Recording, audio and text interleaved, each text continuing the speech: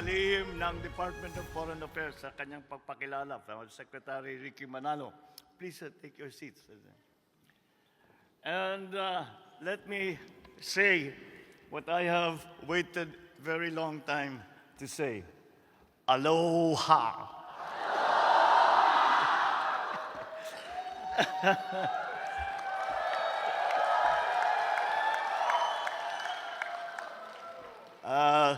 Alam niyo po, I'm sure that they have told you, we have just come from San Francisco and Los Angeles. San Francisco, we attended the APEC conference.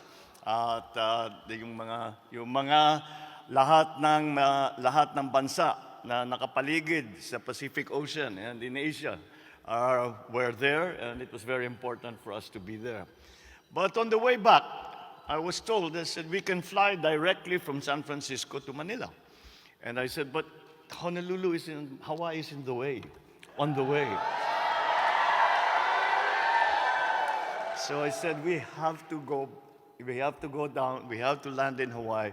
I have to say hello to all our friends in Hawaii, because Honolulu, Hawaii, holds the Filipinos and the Filipino Americans in Hawaii hold a very special place in my heart, as for all the wonderful experiences that we had here with our Filipino compatriots. That's why, generally speaking, when I come up to speak, I start by introducing our delegation that are here with me. But since this is a special place, and it has holds special memories, I will turn it around a little bit. I want to introduce you to them. These are the people that kept us alive for 6 years. We landed here in Honolulu with nothing. My family was flown from Malacanang Palace to Hicam Air Force Base. And when we finally moved to Makiki Heights, kayong lahat, nakikita ko kayo, nandun kayong lahat. I know they were always there. We had nothing with us. They kept everything to inspect everything. These are the people who kept body and soul together of the Marcos family. When I tell this story, people do not quite believe me. But I tell them, you do not realize how close we became, and how kind and how generous the people, the Filipinos, Americans in Hawaii were.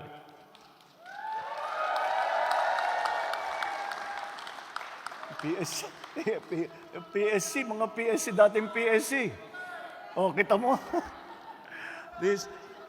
These are your predecessors. Ito yung mga dating presidential security. Ito mga naiwan na dito. Ito yung mga sumama sa amin. At they already found that thing. Pati po yung nag-entertain sa atin, si Florante. Matagal siya nandito. Lagi kami magkasama ni Florante nung nandito kami. And as I was saying, when I tell this story, people do not believe it. They do not quite believe it. But we landed here with nothing. Even ultimo yung damit namin, silang nagbigay. Silang nagpapakain sa amin. Pati yung mga appliance doon sa Makiki, silang nagdadala. At pagka kami nalulungkot, sila ang nagpapasaya sa amin. Kung hindi sa inyo, palagay ko, wala na yung pamilyang Marcos, kaya hindi ko makakalimutan. On behalf of my entire family, wala na yung aking ama. But when my mother found out that I was coming to Honolulu, he said, you make sure that you go back to all of those people who went out of their way to keep us comfortable, to keep us alive, literally alive.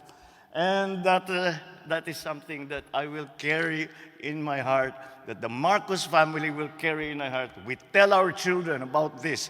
and how wonderful you all were to us in the time that we were here. We could not have survived that very difficult period if not for you. And that's why when I was in San Francisco, I insisted we must pass by Hawaii, because even if I thank you every day for 1,000 years, it is not enough for all of the things that you did for us.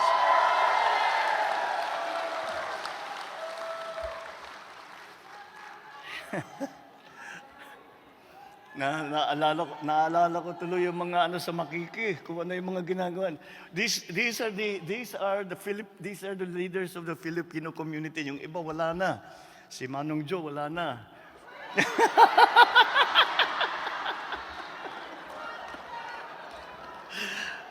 Wala na, tumanda na tayo lahat, Manong.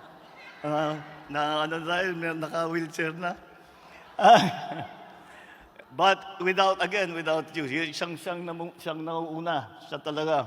Ang sabi sa akin, when I first arrived here, kausap ko si Uncle Coco, your father. And I said, bakit nandyan yung Jolaso? Sino ba yan? Sabi niya, nako, kung hindi lang pangalan mo Marcos, mas loyalista pa sa Marcos yan kaysa sa'yo. At yan ang mga tumutulong sa amin. These are the people who really were that we as a family, we as individuals, owe a debt of gratitude that we will never ever be able to pay. But now it's time to go back and introduce to you ang ating mga kasama dito sa delegasyon natin. Kasama po natin ang Speaker ng House of Representatives, Speaker Martin Romualdez.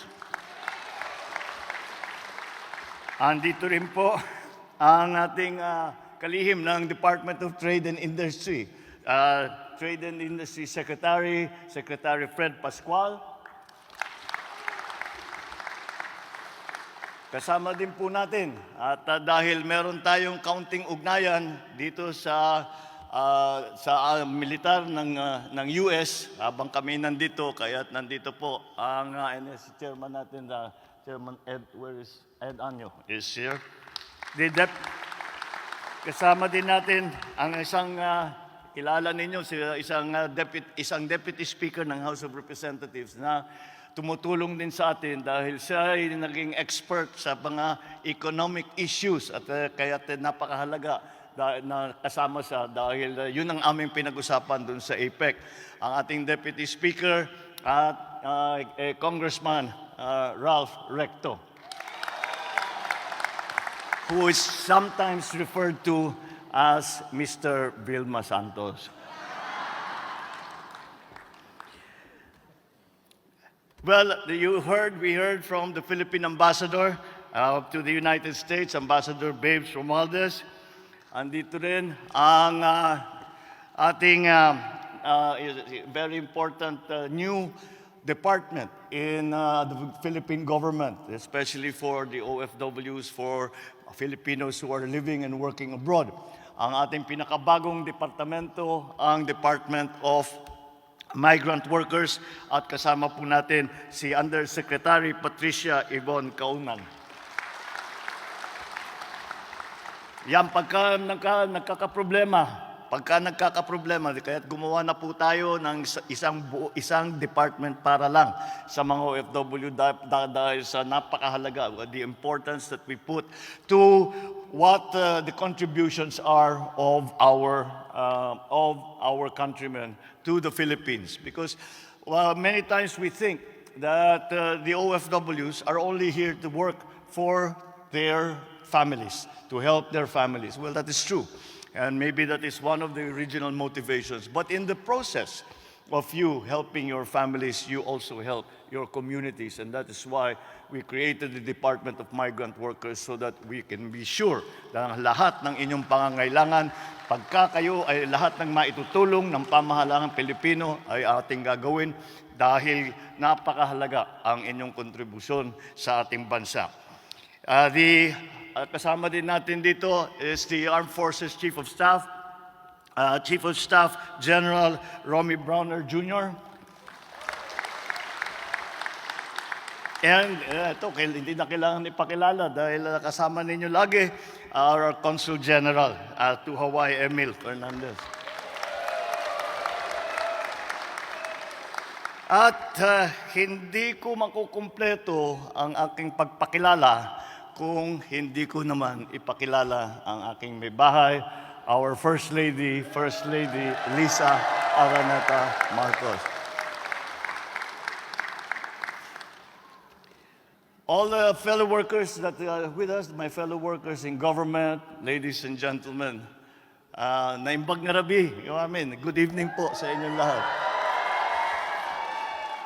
So thank you once again for the very enthusiastic welcome. The First Lady and I and the esteemed members of my delegation are delighted to be back here in the Hawaii, in these islands, which many describe as a paradise.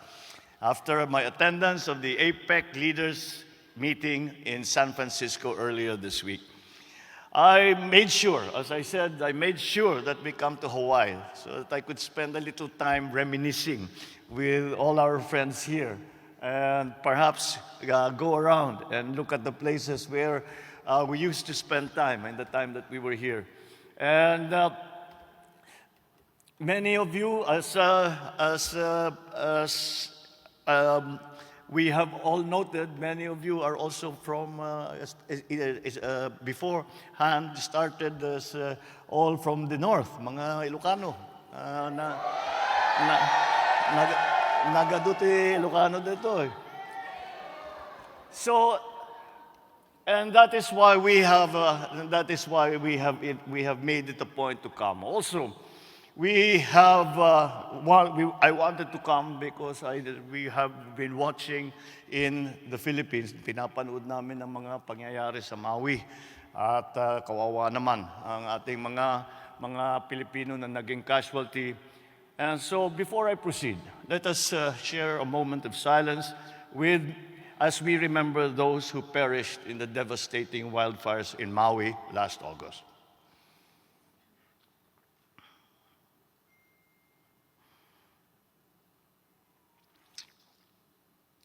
We pray for strength and courage for the relatives and friends of those fatalities, as well as those who are still recovering and rebuilding their lives in the aftermath of that terrible disaster. I truly appreciate seeing you all here to celebrate the close connection that the Philippines has with Hawaii. My wife Lisa and I bring the fond greetings of our family and the Filipinos back home. For over a century now, the Filipino presence here has become part and parcel of Hawaiian culture. From the various industries, tourism, health, education, business, and political representation, the Filipinos' mark can be seen and felt, and indeed, even tasted. I know that Filipino cuisine is a staple even among non-Filipino friends and family now. And with 25% of the population of the state of Hawaii having roots in the Philippines, our rich and diverse culture has become deeply intertwined in the social fabric of the Aloha State. That is how deep the connection between us has been and will always be. Over the years, Filipino Americans and Filipinos have contributed such a great deal to Hawaii's economic development. Our connection began when 15 sakadas arrived in 1906 as plantation work. They left sa Lumagi Port in Ilocos Sur. Yun yung una. Kaya yung ating, nung 2006, we were able to celebrate the 100th year. At yung mga kamag-anak ng mga unang sumakay na immigrant workers, plantation workers dito sa Hawaii, ay nakapag-celebrate kami. Kasama pa namin ang governor ng Hawaii noon. At dahil sa importansya na binibigay ng mga Hawaiano sa ating sa mga Pilipino ay hanggang Pilipinas nagkakampanya na ang mga American na kandidato ay para makuha nila ang boto ng Pilipino. At yan ang aming ginagawa nung nandito kami ni Manong Joe. At ino-organize namin ng mga Pilipino para naman meron tayong boses sa lahat ng mga nakikinig, lahat ng mga mga leadership ng Hawaii, ng Honolulu, at ng iba't ibang bayan sa ibang lugar. Hindi ko I remember talking to all of the governors and also the former mayor. If you remember, Mufi Haniman was the mayor for a while, and he was always saying that he's basically a Filipino. And that applies to not only the mayor but also all of the leadership na lahat naman sila ay pinalaki ng Pilipino. Kaya malapit sa puso nila ang Pilipinas. Subsequently, Filipinos fought shoulder to shoulder with American soldiers during the war. We see now many very successful second and third generation Filipinos, as well as present-day migrants who are an indelible part of our society. Because of you, the Philippines enjoys a very positive image in Hawaii. Thank you for all that you do for our country. And this is a characteristic that I have found. This is a characteristic that I have found everywhere that I go. And over the many years that Filipinos have been working abroad, and not only in the United States, not only in Hawaii, pero kahit saan ako pumunta, ay unang-una sinasabi, ang gagaling ng Pilipino, ang sisipag, ang babait, mapagkatiwalaan, at ang gagaling pa mag-English. Mas magaling sa amin mag-English. Kaya't naman, kinikilala na ang Pilipino dahil sa inyo. It is because of your hard work. It is because of your talent. It is because of your graciousness and your affection for those that are around you. Ang laging nababanggit na katangian ng Pilipino ay masyadong matulungin. At ipinapaliwanag ko sa kanila na meron tayo kasama sa ugali ng Pilipino, sa kultura ng Pilipino, yung tinatawag na magiging bayanihan. At hanggang sa lahat ng pinupuntahan ng Pilipino, ay dala nila yan.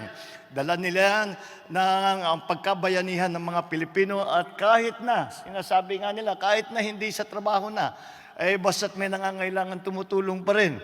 Kahit hindi Pilipino, ang nangangailangan ng tulong, tutulungan ng mga Pinoy.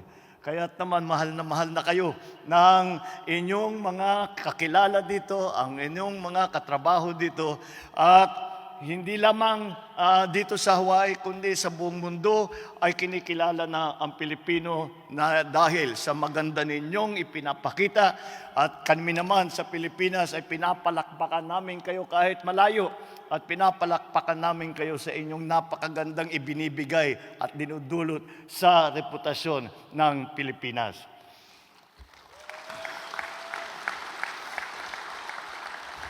I cannot go further without giving another word of thanks. Alam niyo po, nung kampanya, nung last year, nung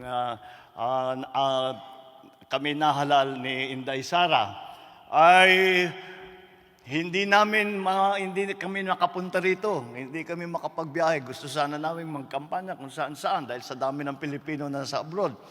Ay naisana namin. Ngunit hindi namin magawa dahil may COVID pa noon at hindi pa lumilipad yung mga eroplano, kaya hindi kami makapunta kahit saan. Doon lang kami sa Pilipinas muna.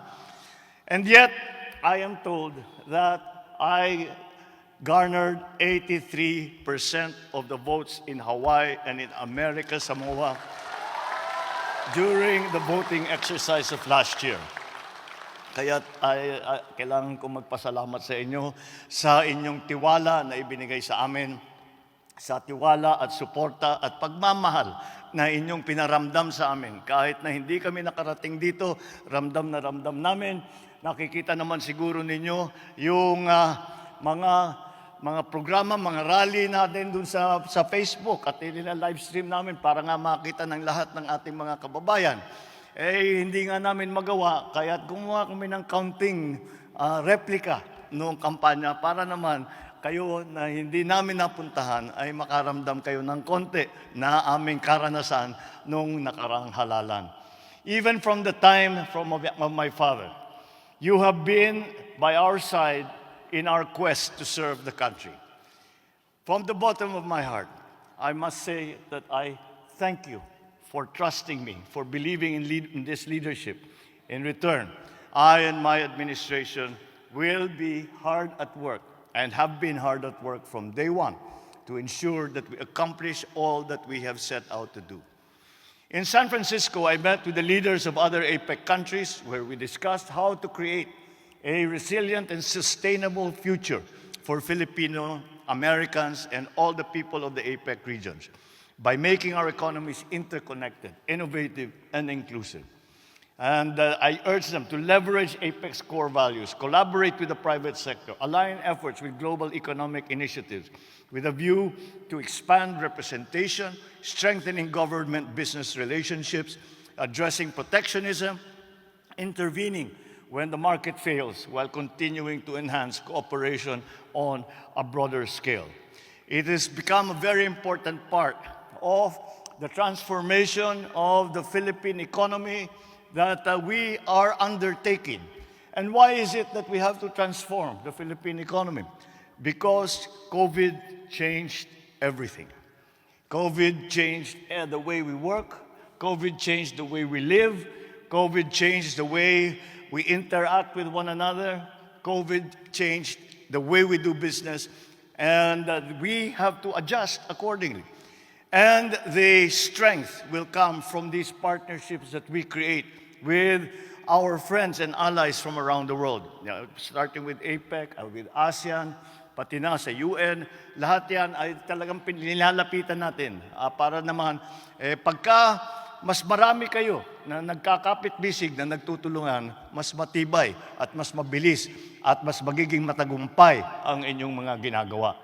So the Philippines' participation in this regional organization promotes and helps us achieve our national objectives. So I am happy to share with you that the Philippine economy remains strong and positive. In 2022, our gross domestic product grew by 7.6% from 5.7% in 2021. And in the first half of 2023, our GDP grew by 5.3%, which, if you compare it with many of our Asian neighbors, we are doing better than most of the world. Not only Asia, but we are doing better than most of the world. And I'm confident we will achieve our target growth of somewhere between 5 to 7%, 5 to 6% for this year, because we have you and your full support with your trade missions, your various business pursuits. Our economic managers project our GDP to grow by a very good number from 2023 to 2028. Ang aming target po ay mula 2023 hanggang 2028 ay lumaki ang ekonomiya ng Pilipinas net about by 6.5 to 8.0%. We are closely monitoring domestic and external developments to make sure that whatever policy adjustments that are necessary are in fact being made. Employment and jobs in the Philippines are now at historic highs. Tourism growth areas are back in business. Investment, registration activities have significantly increased. Manufacturing activity has accelerated, contributing to the highest share of GDP at 18.7% is the contribution in 2022. We continue to closely monitor the impact of global economic slowdown, and we facilitate diversification of external markets in order to expand opportunities for our exporters. We will still face many challenges in the economic sphere until next year, and in the following years, hopefully they will subside. But nonetheless, they will still be there. But you must rest assured that we are better equipped now and more resilient now to withstand various external and risks and challenges. With the active participation of all sectors of society, including overseas Filipinos, we can be on track in achieving social and economic transformation agenda towards a prosperous, inclusive, and resilient Philippines. There are so many things that we have to do. And that's why I cannot understate the need for us to be united. So I ask all of you, continue to be supportive of your government and of the Philippines. You have worked hard to build your lives here. You are the glue that holds us together. Let us keep traffic bustling between our two homes. Let us continue working together towards building a stronger Philippine Republic. I count on your support. Maraming salamat po sa inyong lahat. Mabuhay ang Pilipino, mabuhay ang Pilipinas. Thank you very much. Mahalo. Ang Pangulo ng Republika ng Pilipinas, Ferdinand R. Marcos Jr.